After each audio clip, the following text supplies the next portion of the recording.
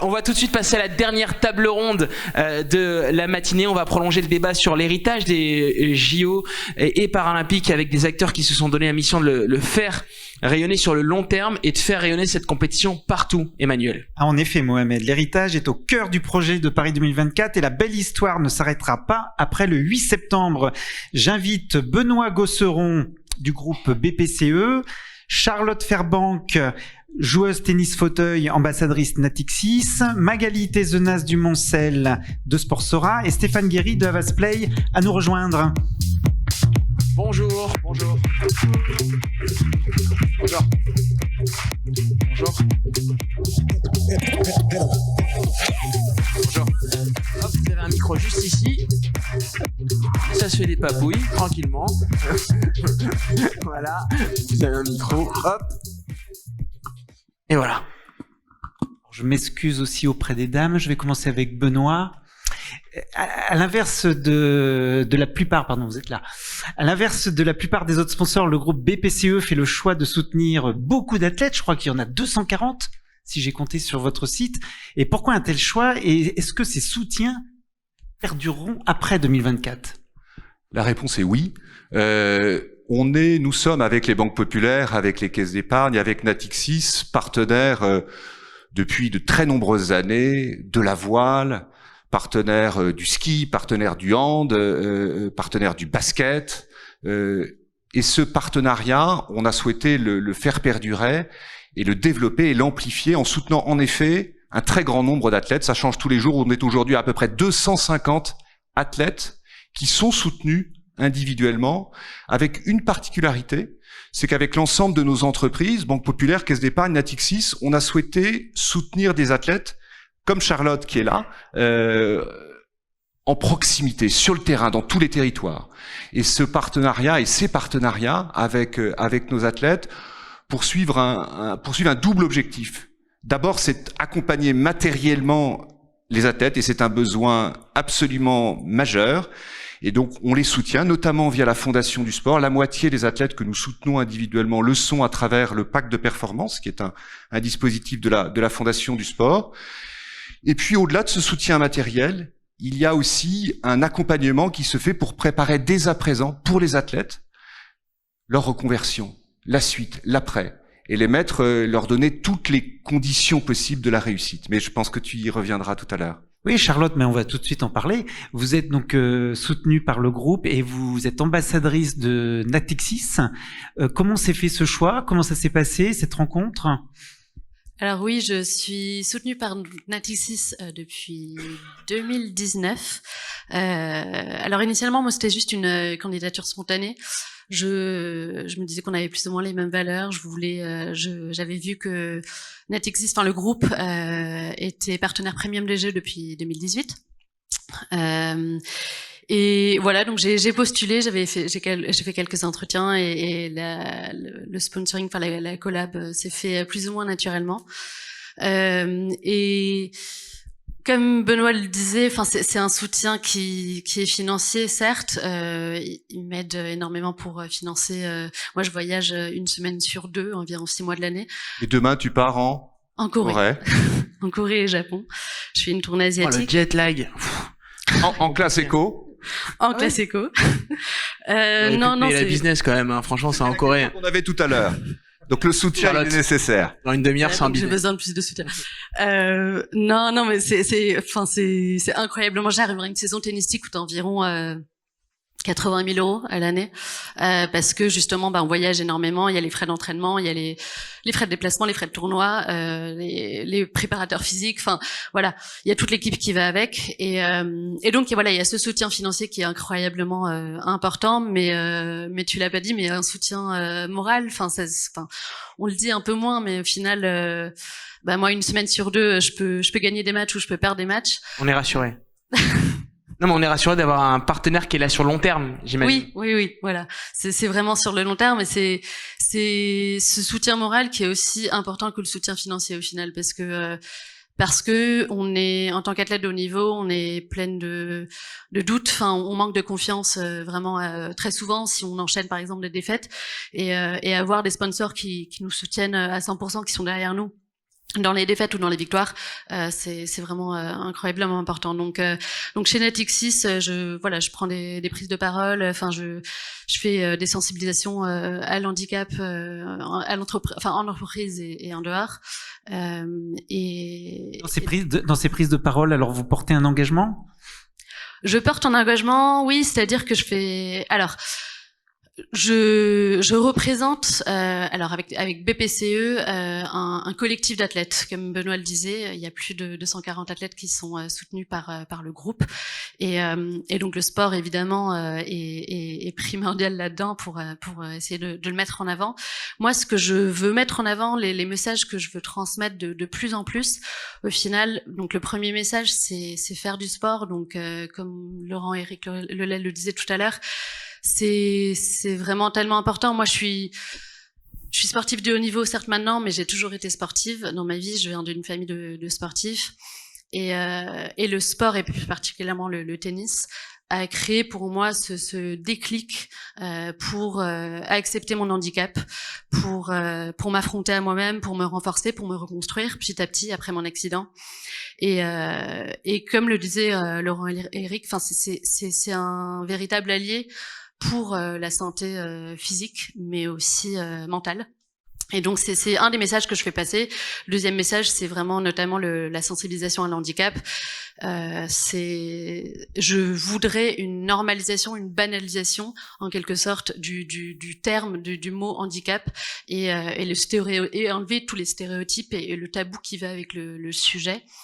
Je fais passer ce message dans les prises de parole, mais je viens d'écrire un livre pour enfants qui sort bientôt, et là je veux vraiment le but c'est d'initier des conversations entre parents et enfants, entre adultes même, entre professeurs, enfin entre maîtresses, maîtres et enfants, à la maison, aux écoles, pour justement enlever ce tabou autour du sujet et essayer de normaliser un maximum le handicap. Et est-ce que vous pensez que ces Jeux Olympiques vont vraiment faire évoluer les choses sur la vision du monde paralympique et du sport et des athlètes en particulier? Je pense que oui, énormément. Je pense que ces Jeux vont être médiatisés comme les Jeux Olympiques au final. Je pense qu'en tant qu'athlète, notre objectif, certes, c'est de performer, mais aussi de montrer une certaine résilience, un certain dépassement de soi au quotidien, et on veut le prouver pendant les Jeux. C'est le moment pour le faire, et justement, je pense que nous, en tant qu'athlètes handi, on veut montrer qu'on est on est des athlètes point, en fait, pas des athlètes avec handicap, mais juste des athlètes. On fait autant de sacrifices au final que les athlètes valides, on dépense autant d'argent que les athlètes valides, voire plus, parce qu'on a tout le matériel, les fauteuils qui vont avec, et donc c'est de montrer ça, c'est de mettre en valeur le côté handi, mais on veut enlever peut-être cette pitié qu'ont le public peut-être sur les athlètes handi, mais en fait on veut pas cette pitié, mais on veut pas non plus être considéré comme des super-héros juste parce que on est athlète, on va aux Jeux, etc. Et donc oui, je pense qu'il y aura un énorme changement. Je pense que après les Jeux, oui, il y aura plus de médiatisation. Je pense que en termes d'infrastructures sportives, il y aura une meilleure, les athlètes handi, les personnes en situation de handicap seront accueillies beaucoup mieux parce que il y aura plus d'accessibilité dans les infrastructures. Et moi, vraiment l'enjeu, l'héritage que je veux avoir, c'est cette démocratisation, démocratisation de l'accès à la pratique sportive pour les personnes en situation de handicap. Voilà. Benoît, les Jeux Olympiques, ça va pas s'arrêter pour vous le 8 septembre. Comment vous allez capitaliser sur votre partenariat? Comment vous allez faire en sorte pour devenir durablement un acteur du sport? Notre ambition, c'est de devenir tout simplement la banque du sport en France. C'est une histoire longue, c'est une histoire de fidélité auprès de très nombreux athlètes, on l'a dit.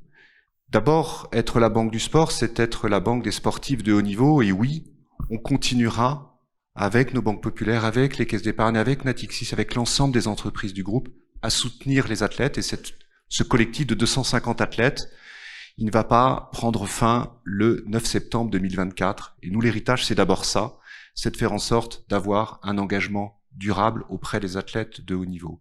Et puis ensuite, c'est de contribuer à un objectif que nous partageons tous ici, qui est de rendre notre pays, ça a été évoqué dans la table ronde précédente, un pays plus sportif, des territoires plus sportifs, plus en mouvement.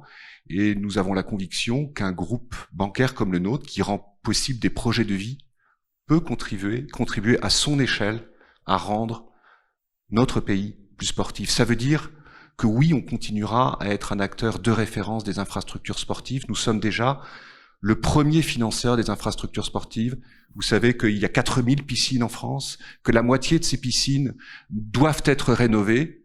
Ça peut paraître un détail, mais c'est absolument majeur dans les territoires. Quand on sait qu'un enfant sur 2 qui rentre en 6e en Seine-Saint-Denis ne sait pas nager, c'est parce qu'il n'y a pas d'accès à une installation sportive. Donc oui, on va mettre le paquet sur les infrastructures sportives. On va mettre le paquet également pour faire en sorte que, et c'est un sujet qui peut être abordé, qui est de faire en sorte d'être une entreprise plus active et sportive. Il n'y a pas suffisamment de sport à l'école, ça a été dit tout à l'heure, mais pour être une grande nation sportive, il faut aussi remporter le combat de la lutte contre la sédentarité en entreprise, quand on sait que, je pense qu'à peu près chacun d'entre nous ici passe 12 heures par jour assis. Le combat contre la sédentarité, il commence évidemment à l'école, il se fait dans les clubs, il se fait avec les athlètes, il se fait avec des rôles modèles, il se fait aussi dans les entreprises, et on va faire en sorte de mobiliser à travers tout un tas d'actions nos salariés, nos 100 000 collaborateurs en France comme dans le monde, pour être plus actifs, plus sportifs. C'est bon pour évidemment chacun de nos collaborateurs, et puis c'est bon aussi pour la productivité et la performance de nos entreprises. Donc l'héritage pour nous, c'est d'être effectivement un acteur de référence de l'économie du sport, parce que nous sommes convaincus que non seulement ça change un peu la vie, mais que c'est aussi une industrie majeure. On en parlait tout à l'heure. Le sport en France, ce sont aussi des chiffres. C'est 2,6% du produit intérieur brut.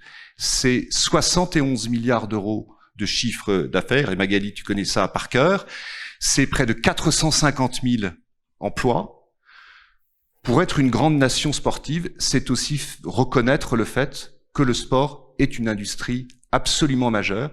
Et donc oui, à la mesure de nos moyens, en tant que banquier qui rend possible tout un tas de projets, on sera à ce rendez-vous-là pour faire en sorte que nous soyons une nation plus sportive bien au-delà des Jeux de 2024.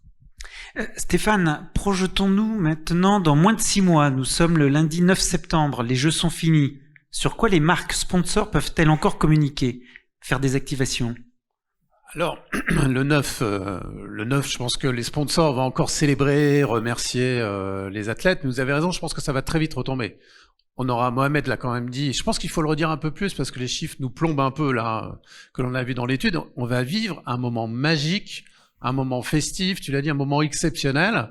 On va quand même un peu en profiter et célébrer. Donc, je pense que les marques sponsors vont remercier, féliciter leurs athlètes. Les médias vont aussi servir à cela. On va pouvoir les utiliser pour le clamer haut et fort.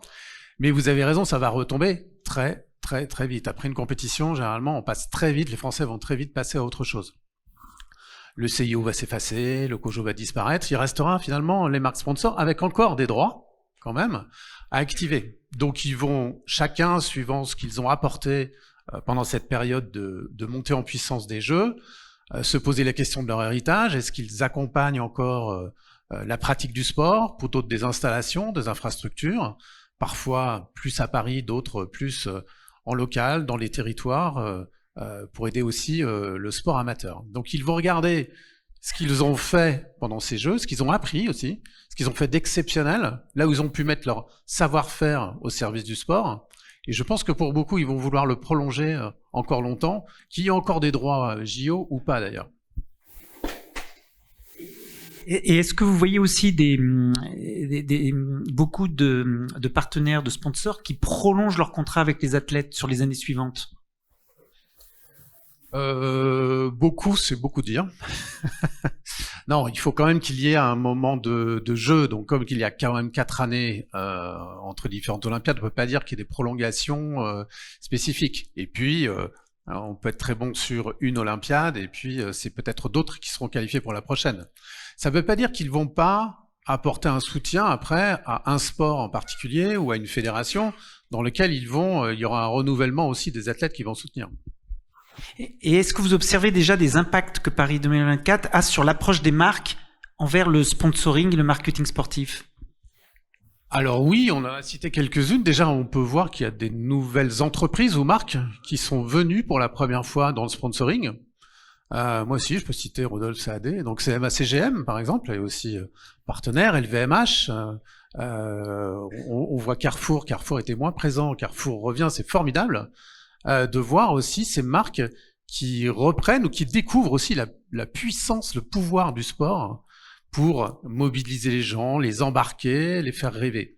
Mais aussi les collaborateurs pour les faire travailler ensemble, pour leur faire comprendre un changement de stratégie, pour les mobiliser, les stimuler. Il n'y a pas plus fort que le sport pour faire ça. Donc ça, c'est le premier point, des nouvelles marques qui viennent. Le deuxième, les JO, c'est un partenariat quand même très spécifique. C'est à la fois le plus beau des événements, et d'un autre côté, il y a assez peu de visibilité, de contrepartie, donc il faut énormément l'activer pour aller chercher un retour sur investissement. Donc je trouve que ça a fait beaucoup de bien, ces JO, c'est que ça a appris aussi aux partenaires qu'il fallait garder du budget pour l'activation et avoir un bon équilibre entre l'investissement et le programme d'activation. Magali, Sportsora réunit l'ensemble des acteurs, des types d'acteurs du sport, et vous produisez beaucoup d'études sur ce marché. Qu'est-ce qui fera pour vous que le sport sera un secteur encore plus porteur après 2024? Oui, alors effectivement, Benoît, tu as cité les chiffres qui proviennent de l'Observatoire de l'économie du sport que produit BPCE. Pour nous, ce qui est important, effectivement, c'est que le sport, c'est un vrai secteur économique. C'est-à-dire qu'il y a un gros boulot d'acculturation à faire auprès de nos élites en France pour faire accepter que le sport, c'est pas juste un hobby, une passion, même si ça l'est, c'est très important. C'est pour ça que c'est un outil extrêmement puissant, mais que c'est un vrai secteur économique extrêmement dynamique. Donc nous, évidemment, qu'on se réjouit puisqu'on fédère chez Sportsora les marques partenaires, les agences, les enceintes, les médias, les détenteurs de droits, etc. Donc ces Jeux Olympiques, évidemment, c'est une chance exceptionnelle pour ce secteur du sport.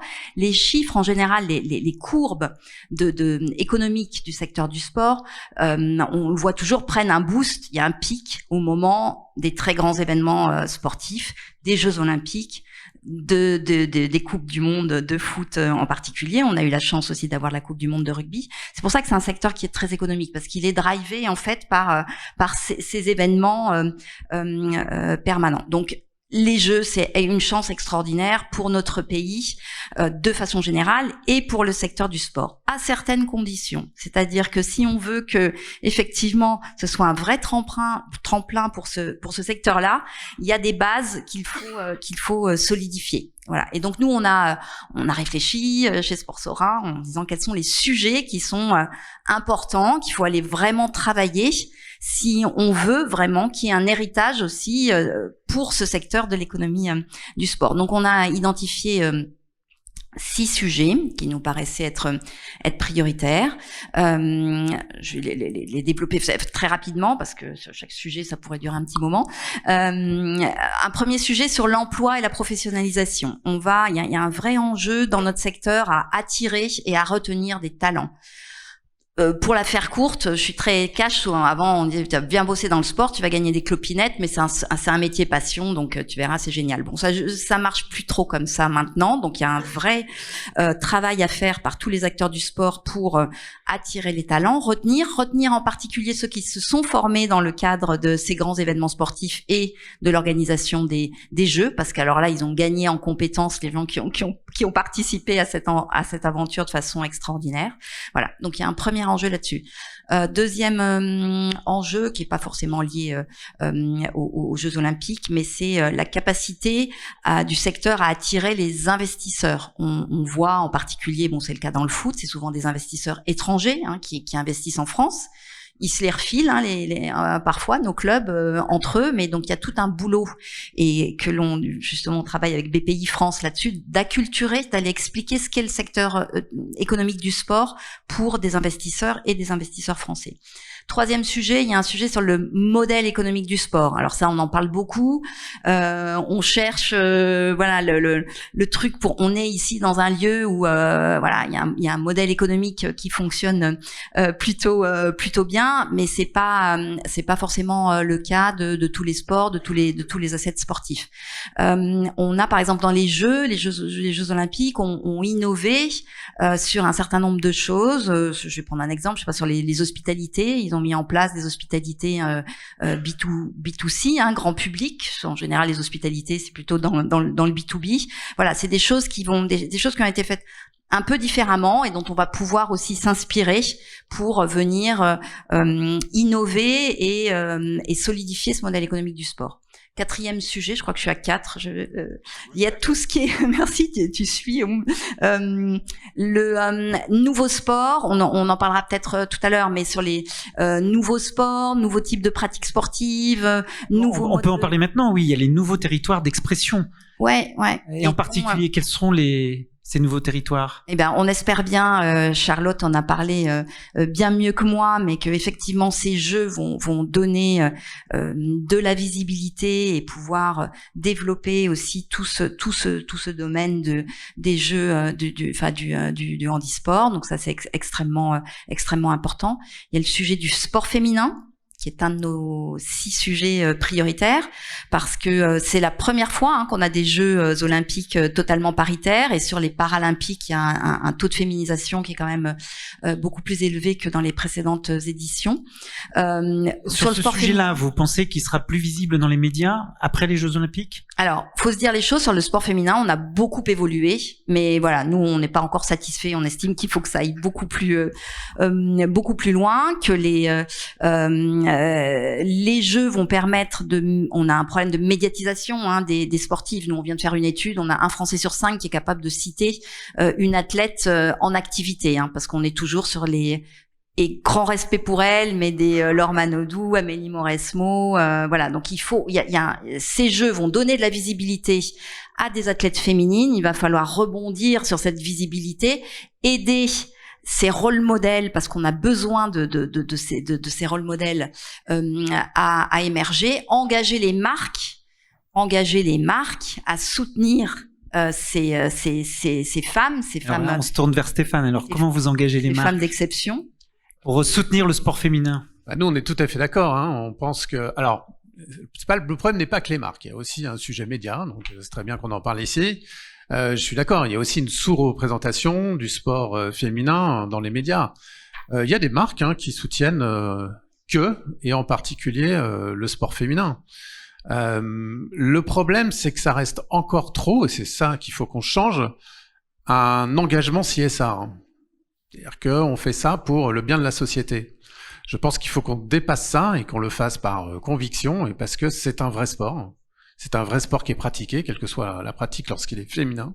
Il a un intérêt en tant que tel, et c'est pour ça que les marques doivent y venir. Pas juste pour cocher une case engagement à responsabilité sociétale. Ça c'est dit. Il y avait un dernier enjeu.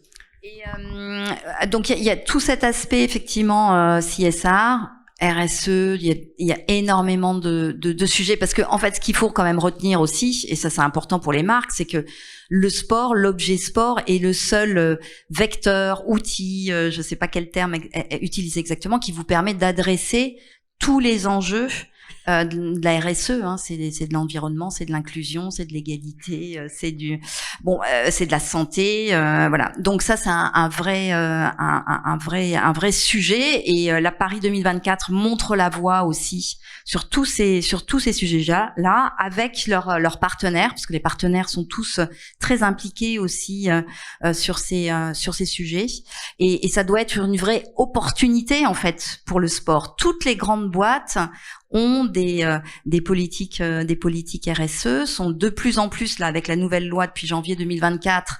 Les plus petites entreprises ont aussi des obligations de publier leur performance extra financière, et ça c'est une vraie opportunité en fait pour le sport. Faut pas le voir comme une contrainte, mais une vraie opportunité.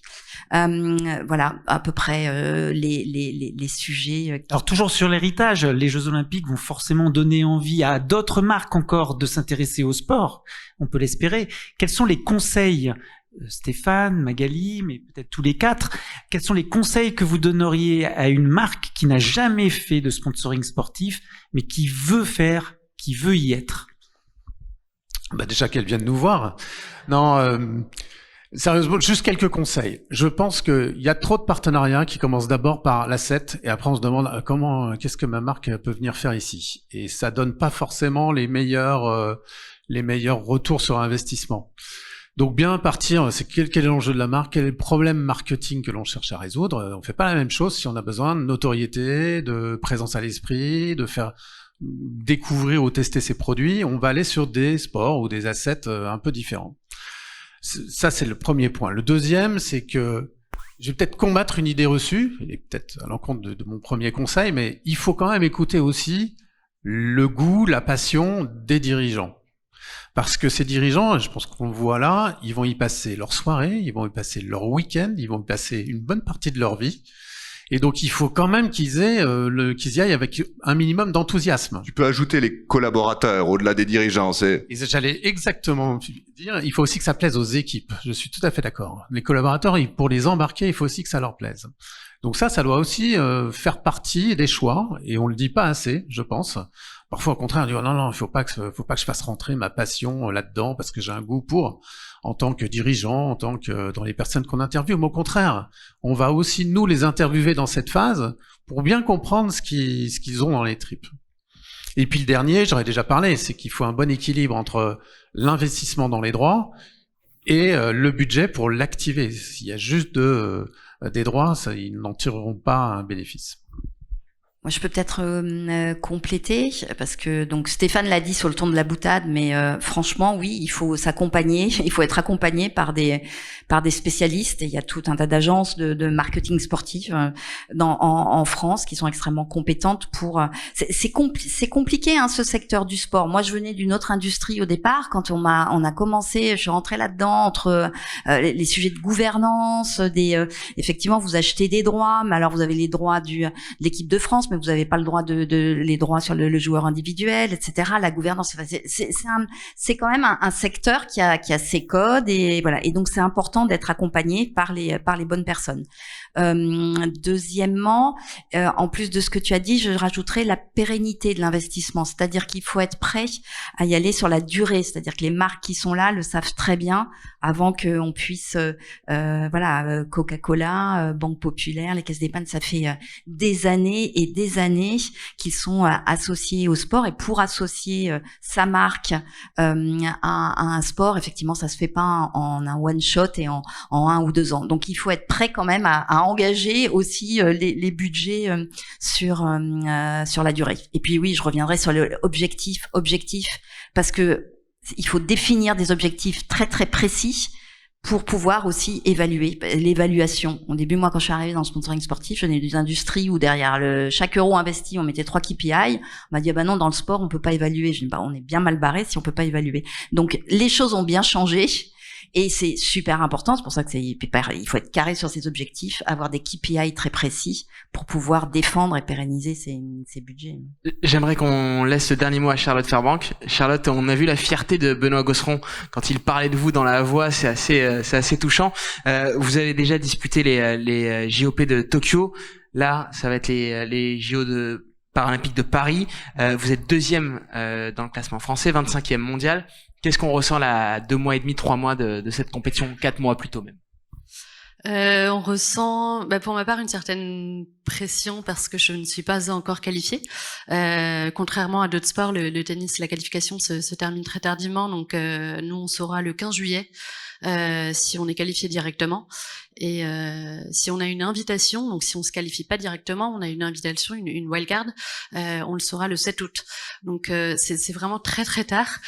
Donc pour essayer de garder l'énergie positive, la discipline mentale pour aller chercher les points qu'il faut jusqu'au bout, c'est pas facile à gérer, mais effectivement j'ai fait les Jeux de Tokyo et c'était une expérience unique, incroyable malgré le Covid. Je pense que les Jeux de Paris vont être aussi uniques et aussi spectaculaires et j'ai vraiment hâte, j'espère y être. Dans 5 mois, on la retrouvera, Benoît Gosseron. Oui, ça c'est sûr. Et je propose peut-être pour finir deux choses. La première, c'est que nous nous engagions à acheter le bouquin qui va sortir et que tu as évoqué tout à l'heure. Merci. Et la deuxième chose, c'est un tonnerre d'applaudissements pour le tournoi que tu vas avoir en Corée à partir de la semaine prochaine.